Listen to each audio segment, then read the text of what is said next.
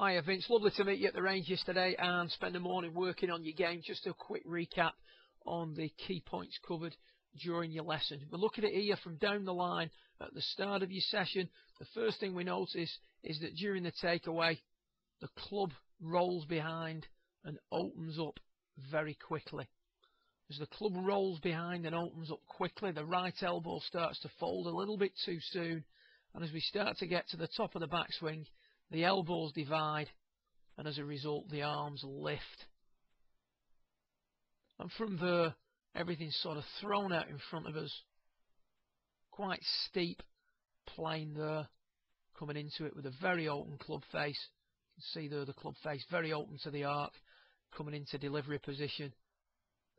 And you've got to work really hard with the hands then to square that up. You can see the blade rolling over very quickly, and then everything looks a little bit cramped on the way through. When viewed from face on, we're suggesting that the upper centre is a little bit too far back at that point. Pretty good move initially, but you can see the face already just starting to roll open. Good leg work at this point. From now on, you're going to see this right elbow start to pop up, losing a little bit of width, left arm bending. Club now gets thrown away very early, so we're losing all the leverage.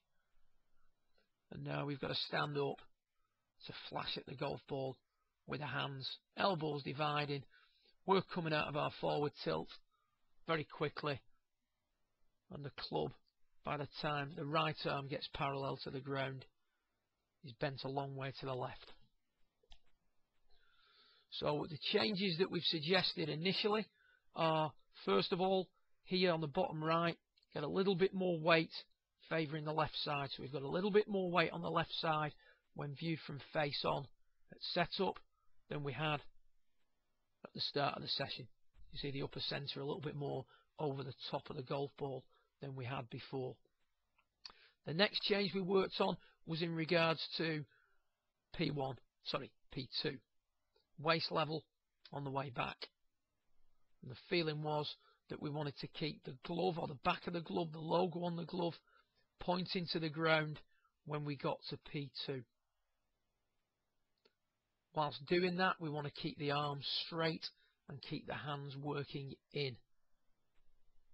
You can see now that the club face is much less open to the arc of the swing than it was previously, and it's also rolled behind us much less.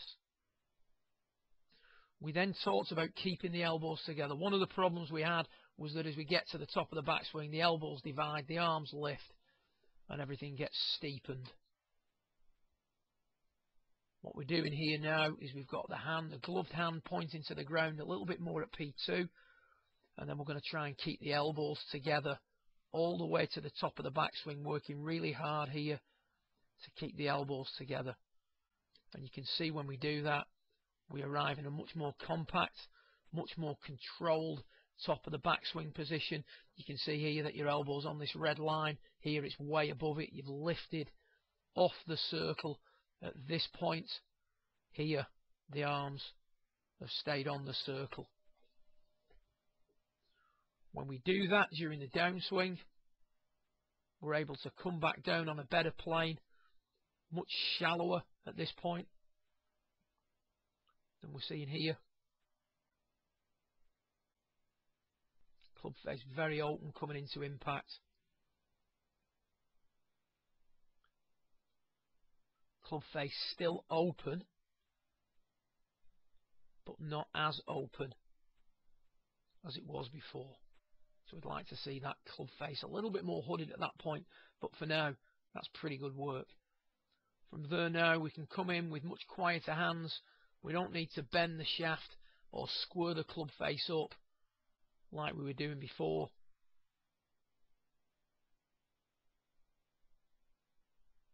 You can see there with the golf ball, with your previous action, closing the club face down, ball starts low and left, keeping the hands passive, ball starts higher and more to the right. If we look at it from face on with the weight a little bit more forward, now this one, if memory serves me right, the elbows just separated a little bit as we got to the top, but nowhere near as much as previously. Now as we come through, a little bit more linear movement from the start of the downswing.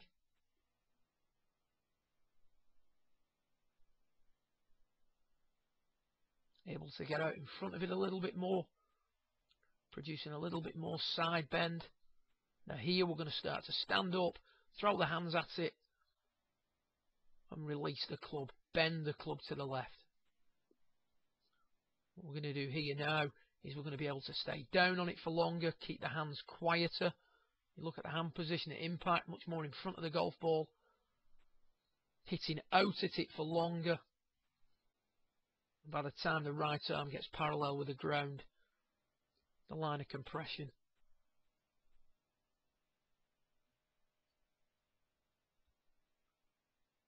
is much more to the left.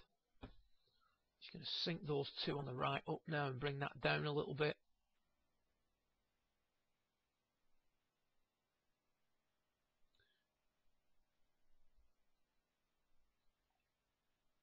See there how much more you've hit out at the golf ball.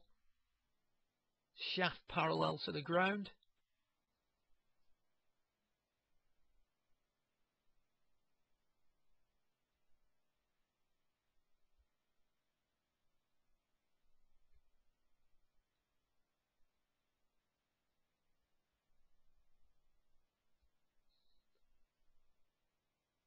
That's how you're going to hit it higher, hit it further. So keep the arms straight during the downswing. Much better extension, much better move through the golf ball.